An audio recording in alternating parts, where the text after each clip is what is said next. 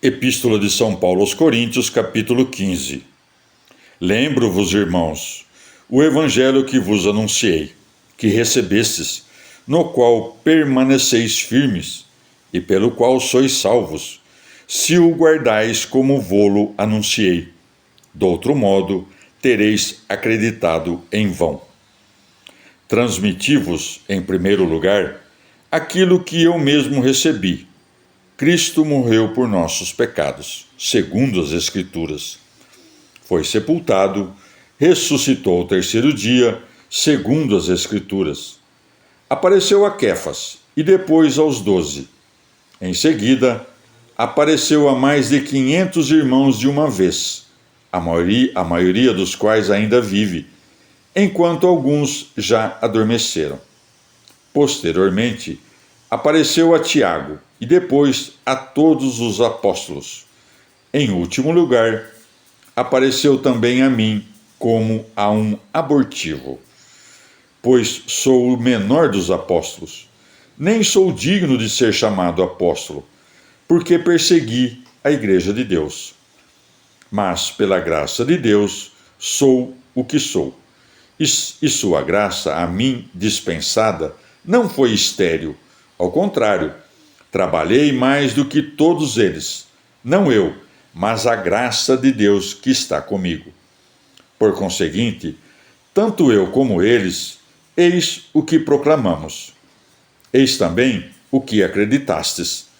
Ora, se proclama que Cristo ressuscitou dos mortos, como podem alguns dentre vós dizer que não há ressurreição dos mortos? Se não há ressurreição dos mortos, também Cristo não ressuscitou. E se Cristo não ressuscitou, vazia é a nossa pregação, vazia também é a vossa fé. Acontece mesmo que somos falsas testemunhas de Deus, pois atestamos contra Deus que ele ressuscitou a Cristo, quando de fato não ressuscitou, se é que os mortos não ressuscitam. Pois se os mortos não ressuscitam, também Cristo não ressuscitou. E se Cristo não ressuscitou, ilusória é a vossa fé, ainda estáis nos vossos pecados. Por conseguinte, aqueles que adormeceram em Cristo estão perdidos. Se temos esperança em Cristo somente para esta vida, somos os mais dignos de compaixão de todos os homens. Mas não. Cristo ressuscitou dos mortos, primícias dos que adormeceram. Com efeito, visto que a morte veio por um homem, também por um homem vem a ressurreição dos mortos. Pois, assim como todos morrem em Adão, em Cristo todos receberão a vida.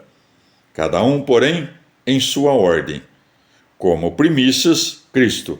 Depois, aqueles que pertencem a Cristo, por ocasião da sua vinda.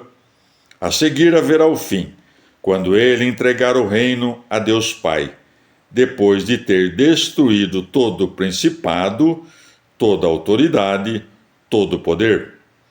Pois é preciso que ele reine, até que tenha posto todos os seus inimigos debaixo dos seus pés.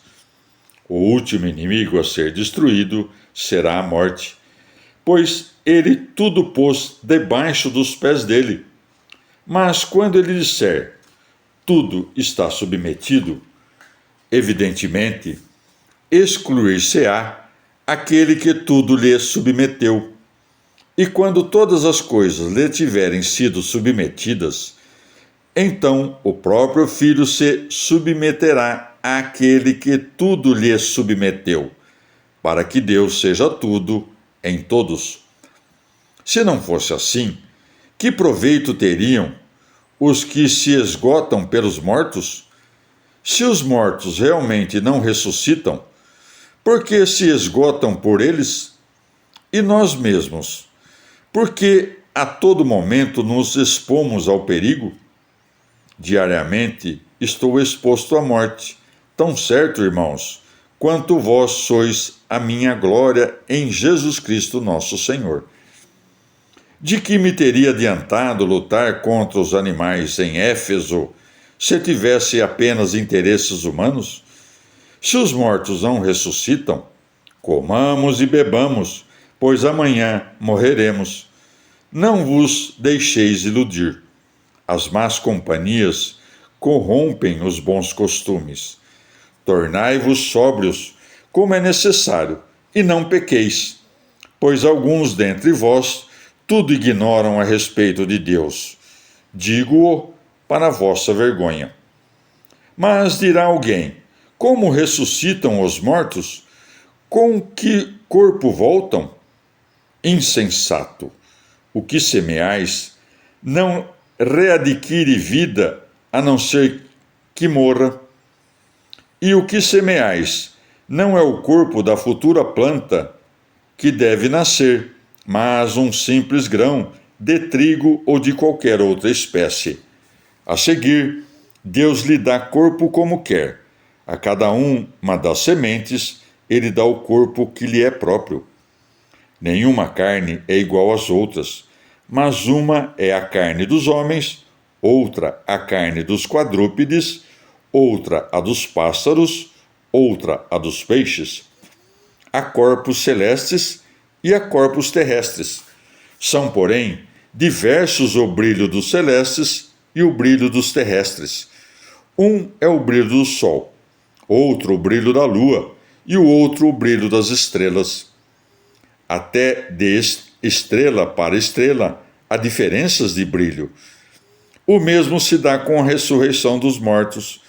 Semeado corruptível, o corpo ressuscita incorruptível. Semeado desprezível, ressuscita reluzente de glória. Semeado na fraqueza, ressuscita cheio de força. Semeado corpo psíquico, ressuscita corpo espiritual. Se há um corpo psíquico, há também um corpo espiritual. Assim está escrito: o primeiro homem, Adão, foi feito alma vivente. O último Adão tornou-se espírito que dá a vida. Primeiro foi feito não o que é espiritual, mas o que é psíquico. O que é espiritual vem depois. O primeiro homem tirado da terra é terrestre. O segundo homem vem do céu. Tal foi o homem terrestre, tais são também os terrestres. Tal foi o homem celeste, tais serão os celestes. E assim como trouxemos a imagem do homem terrestre, assim também traremos a imagem do homem celeste. Digo-vos, irmãos, a carne e o sangue não podem herdar o reino de Deus, nem a corrupção herdar a incorruptibilidade. Eis que vos dou a conhecer um mistério. Nem todos morreremos, mas todos seremos transformados. Num instante, num abrir e fechar de olhos, ao som da trombeta final. Sim, a trombeta tocará, e os mortos ressurgirão incorruptíveis, e nós seremos transformados. Com efeito, é necessário que este ser corruptível revista a incorruptibilidade, e este ser mortal revista a imortalidade. Quando, pois, este ser corruptível tiver revestido a incorruptibilidade, e este ser mortal tiver revestido a imortalidade, então cumprir-se-á a palavra da Escritura. A morte foi absorvida na vitória. Morte, onde está a tua vitória? Morte, onde está o teu aguilhão? O aguilhão da morte é o pecado, e a força do pecado é a lei. Graças se rendam a Deus, que nos dá a vitória por nosso Senhor Jesus Cristo. Assim, irmãos bem-amados, sede firmes, inabaláveis, fazei incessantes progressos na obra do Senhor, ciente de que a vossa fadiga não é vã no Senhor. Palavra do Senhor.